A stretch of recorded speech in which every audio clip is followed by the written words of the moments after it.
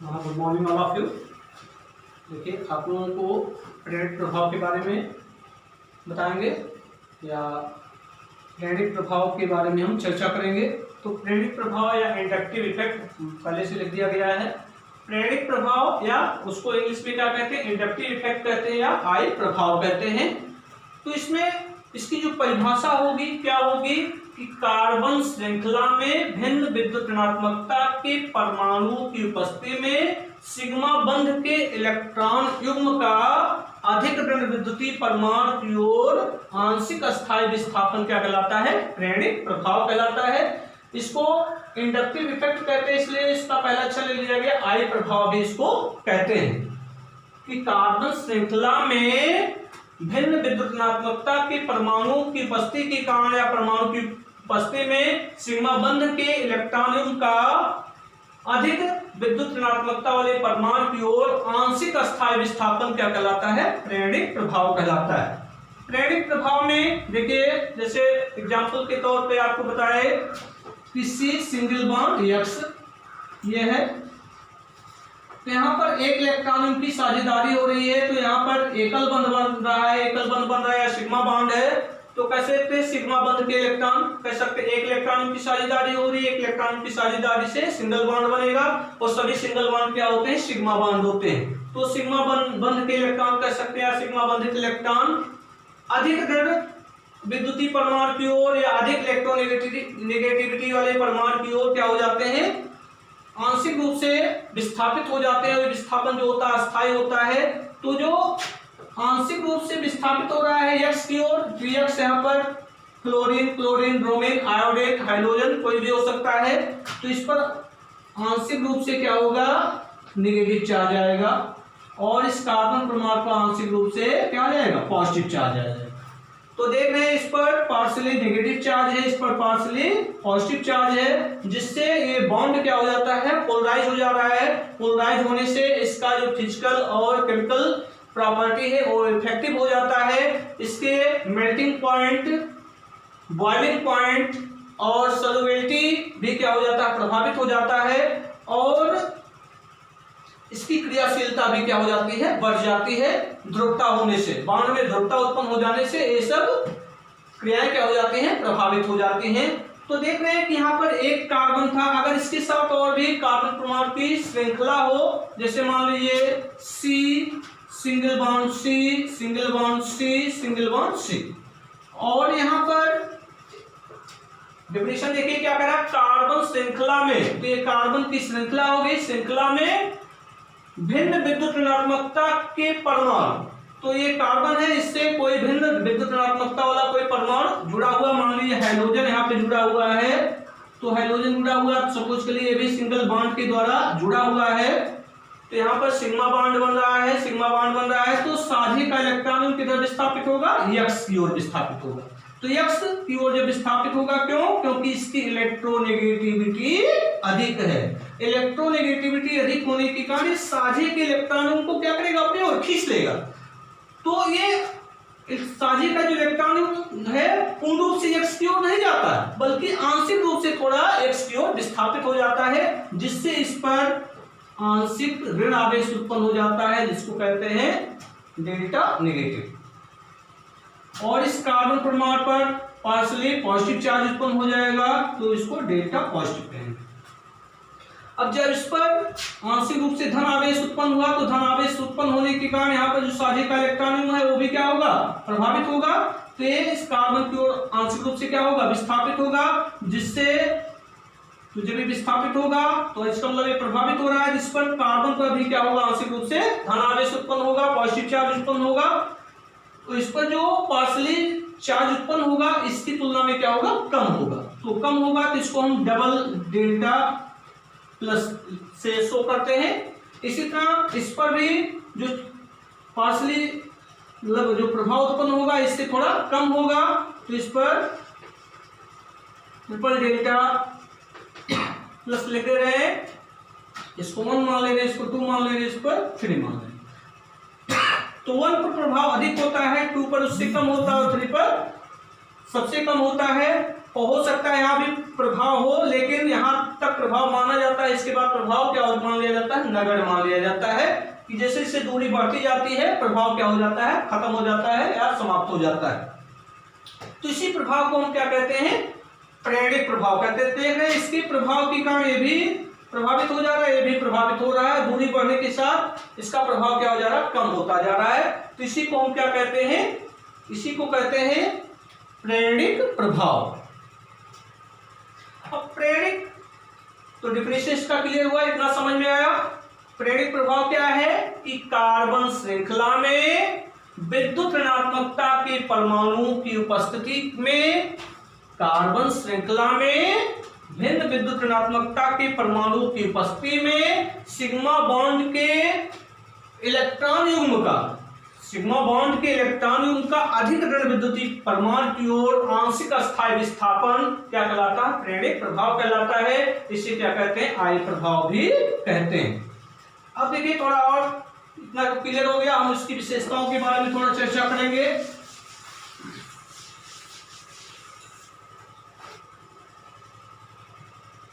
इसकी जो प्रेरणिक प्रभाव की जो विशेषताएं हैं वो क्या क्या विशेषताएं हैं इसकी,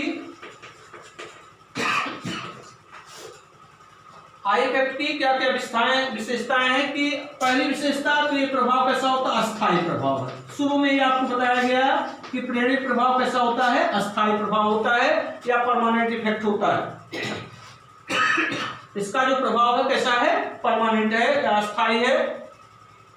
इसमें एक चीज और है, जैसे आपको दिखाया गया सी सिंगल बॉन्ड रिएक्स, जैसे देखिए सी सिंगल बॉन्ड रिएक्स है तो साझे का इलेक्ट्रॉन यक्ष की ओर विस्थापित हो रहा है। तो यहाँ पर हम तीर के द्वारा ऐसे क्या करेंगे, दिखा देंगे कि साझे का इलेक्ट्रॉन किधर विस्थापित हो जा रहा है, यक्ष की ओर क्या हो जा रहा है, विस्थापित हो जा रहा है। तो तीर का जो पिछला सिरा होगा वो क्या होगा, कम ऋण परमाणु की ओर होगा और नुकीला सिरा जो होगा वो अधिक ऋण परमाणु की ओर होता है। तो तीर की दिशा इलेक्ट्रॉन विस्थापन की दिशा में होता है। तीर की जो दिशा होती है इलेक्ट्रॉन युग्म विस्थापन की दिशा में होती है। तो यहाँ पर साझे का इलेक्ट्रॉन युग्म यक्ष की ओर विस्थापित हो रहा है तो तीर की दिशा इस दिशा में, ठीक है।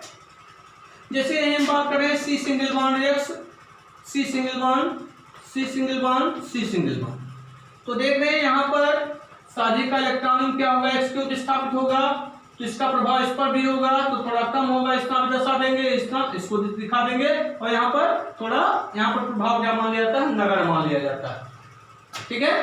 तो इस तरह हम इसको क्या कर सकते हैं, शो कर सकते हैं। तो देख रहे हैं तीर की जो दिशा होती है वो इलेक्ट्रॉनों के विस्थापन की दिशा की ओर होती है और इसमें जो आंशिक विस्थापन हो रहा है, इस पर आंशिक विस्थापन हो रहा है तो इसको डेल्टा माइनस से प्रदर्शित करते हैं और इसको जिधर से विस्थापित होता है उस पर उसको डेल्टा प्लस से शो करते हैं।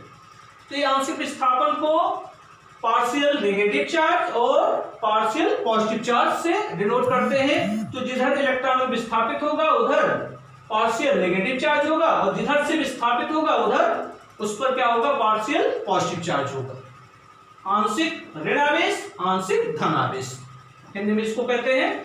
और अभी आपको बताया कि दूरी बढ़ने पर कि जैसे से दूरी यहाँ इधर से दूरी बढ़ रही है प्रभाव क्या हो जा रहा है, कम होता जा रहा है। 1 2 3 4 नंबर दे दिया गया कि दूरी बढ़ने के साथ साथ, दूरी बढ़ने के साथ साथ आई प्रभाव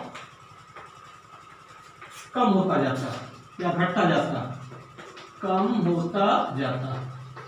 आई प्रभाव क्या होता है, कम होता जाता है कि जैसे इससे दूरी बढ़ती जाएगी आई प्रभाव क्या होगा, कम होता जाएगा। और ध्रुवणता परिवर्तन जो होती है एक ही दिशा में होता है। नेक्स्ट है ध्रुवणता परिवर्तन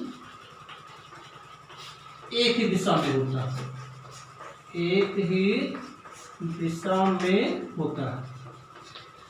ध्रुवणता परिवर्तन एक ही दिशा में होता है। और नेक्स्ट प्रॉपर्टी है कि भौतिक गुण,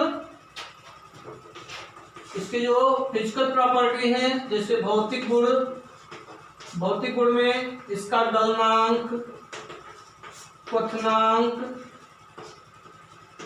विलेयता, ये सब फिजिकल प्रॉपर्टी में आते हैं। गलनांक, क्वथनांक, विलेयता भी क्या हो जाती है, प्रभावित हो जाते हैं। और द्विध्रुव आघूर्ण को भी क्या करता है, प्रभावित करता है। द्विध्रुव आघूर्ण को क्या करता है, प्रभावित करता है। आई प्रभाव जो है वो उसके फिजिकल प्रॉपर्टी को भी प्रभावित करेगा, द्विध्रुव आघूर्ण को भी क्या करता है, प्रभावित करता है। तो इसकी तुलना हाइड्रोजन के सापेक्ष की जाती है कि अगर यहाँ पर हाइड्रोजन से अधिक आकर्षी परमाणु समूह जुड़ा हुआ है, तो हाइड्रोजन से अधिक आकर्षी परमाणु समूह जुड़ा हुआ है तो इस प्रभाव को क्या कहते हैं, माइनस आई प्रभाव कहते हैं। क्या कहा जाएगा, माइनस आई प्रभाव कहते हैं। और यहाँ पर अगर हाइड्रोजन से कम आकर्षी समूह जुड़ा हुआ है, तो हाइड्रोजन से कम आकर्षी समूह जुड़ा है तो इस प्रभाव को क्या कहेंगे, प्लस आई प्रभाव कहेंगे। तो माइनस आई इफेक्ट कहते हैं और इसको प्लस आई इफेक्ट कहते हैं।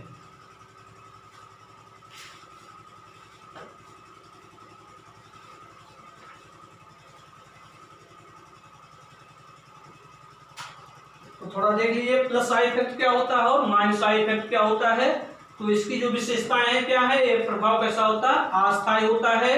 और इसमें इसको तीर के द्वारा प्रदर्शित करते हैं। तीर का नुकीला सिरा सदैव अधिक ऋणवृत्ति परमाणु की ओर होता है, अर्थात इधर साझे का इलेक्ट्रॉन विस्थापित होता है उधर होता है। और दूरी की बढ़ने के साथ साथ आई प्रभाव क्या होता है, कम हो जाता है। इसकी ध्रुवणता परिवर्तन क्या होता है, एक दिशा में होता है। और इसके भौतिक गुण क्या होते हैं, प्रभावित होते, जैसे गलनांक हुआ, क्वथनांक हुआ, विलेयता हुआ, द्विध्रुव आघूर्ण, ये सब क्या हो जाता है, प्रभावित हो जाता है। तो आई प्रभाव की तुलना हम हाइड्रोजन के सापेक्ष करते हैं। तो हाइड्रोजन की सापेक्ष करेंगे तो अगर इसमें जो समूह जुड़ा हुआ है, अगर इसमें हाइड्रोजन से अधिक आकर्षित समूह जुड़ा होता है, जैसे अभी आपको बताया C single bond X, single bond C, single bond C, single bond C. अगर यहाँ पर ये हाइड्रोजन से अधिक आकर्षित समूह जुड़ा हुआ है, हाइड्रोजन से अधिक इलेक्ट्रॉन आकर्षित समूह जुड़ा हुआ है यहाँ पर, तो प्रभाव क्या हो जाएगा, माइनस आई प्रभाव कहलाता है। और यहाँ पर हाइड्रोजन से कम इलेक्ट्रॉन आकर्षित समूह जुड़ा हुआ है तो प्रभाव क्या हो जाएगा, प्लस आई प्रभाव कहलाता है। जैसे यहाँ देखिए यक्स, मान लीजिए यहाँ पर ये इलेक्ट्रॉन आकर्षित समूह, इलेक्ट्रॉन आकर्षित समूह, कोई यहाँ पर यक्स के स्थान पर इलेक्ट्रॉन आकर्षित समूह जुड़ा हुआ है। तो इलेक्ट्रॉन आकर्षित समूह जुड़ा हुआ है तो यहाँ पर साझे का इलेक्ट्रॉन क्या होगा, यक्स की ओर विस्थापित होगा। तो यक्स की ओर विस्थापित होगा तो इस पर आंशिक रूप से नेगेटिव चार्ज आएगा और इस पर आंशिक रूप से पॉजिटिव चार्ज आएगा। अब इस पर जो पार्शियल चार्ज होगा इसकी तुलना में कम होगा, तो इसको हम डबल डेल्टा प्लस से शो करते हैं। तो इसको हम दिखाएंगे यहाँ पर दो तीर द्वारा दिखा दिया, तीन तीर है, यहाँ दो हो गया, थोड़ा प्रभाव कम होगा और यहाँ पर प्रभाव और कम होगा, इसलिए यहाँ पर एक तीर दिखा दे रहे हैं, एक नुकीला से। और इस पर जो चार्ज होगा और कम होगा, इसलिए ट्रिपल डेल्टा प्लस कर दिए। तो यहाँ पर ये जो प्रभाव होगा तो इस प्रभाव को क्या कहते हैं, माइनस आई प्रभाव कहते हैं, माइनस आई इफेक्ट। ये प्रभाव क्या कहलाएगा, माइनस आई इफेक्ट कहलाता है। अगर यहीं पर इलेक्ट्रॉन प्रतिकर्षी समूह जोड़ दिया गया है, जैसे C सिंगल बॉन्ड Y मान लीजिए, Y इलेक्ट्रॉन प्रतिकर्षी समूह है, इलेक्ट्रॉन प्रतिकर्षी समूह, इलेक्ट्रॉन प्रतिकर्षी समूह, तो इस पर नेगेटिव चार्ज हो, इस पर या इस पर इलेक्ट्रॉन की अधिकता हो तो ये क्या होगा, इलेक्ट्रॉन प्रतिकर्षी समूह होगा। और इस कार्बन की ये श्रृंखला जुड़ी हुई है ये, तो यहाँ पर C सिंगल बॉन्ड Y है। अब देख रहे हैं कि Y यहाँ जो है इलेक्ट्रॉन प्रतिकर्षी समूह, तो इलेक्ट्रॉन प्रतिकर्षी समूह है तो इसका मतलब इसकी इलेक्ट्रोनेगेटिविटी कम है और इसकी इलेक्ट्रोनेगेटिविटी क्या है, अधिक है। तो जब इसकी इलेक्ट्रोनेगेटिविटी अधिक है तो इस पर क्या होगा, आंशिक रूप से नेगेटिव चार्ज आएगा और Y पर क्या हो जाएगा, आंशिक रूप से पॉजिटिव चार्ज आ जाएगा। तो इलेक्ट्रॉन का को प्रतिकर्षित कर रहा है, अधिक प्रतिकर्षित कर रहा है, तो इस पर आंशिक रूप से नेगेटिव चार्ज आ गया। अब इसका प्रभाव इस कार्बन पर भी पड़ेगा, तो ये भी इलेक्ट्रॉन को क्या करेगा, प्रतिकर्षित करेगा, लेकिन इसका प्रभाव थोड़ा इसकी तुलना में कम होगा। तो यहाँ पर 2 तीर दिखा दे रहे, इस पर 2 नेगेटिव चार्ज आ जाएगा, 2 डेल्टा माइनस हो जाएगा।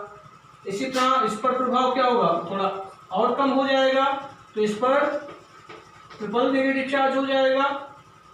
तो इस प्रभाव को क्या कहते हैं, प्लस आई प्रभाव कहते हैं, प्लस आई इफेक्ट। इस प्रभाव को क्या कहेंगे, प्लस आई इफेक्ट कहते हैं, और इस प्रभाव को क्या कहते हैं, माइनस आई इफेक्ट कहते हैं। तो ये 2 तरह का हुआ, minus I negative I effect प्रेरक प्रभाव और प्लस आई इफेक्ट प्रेरक प्रभाव, ये 2 तरह का हो गया।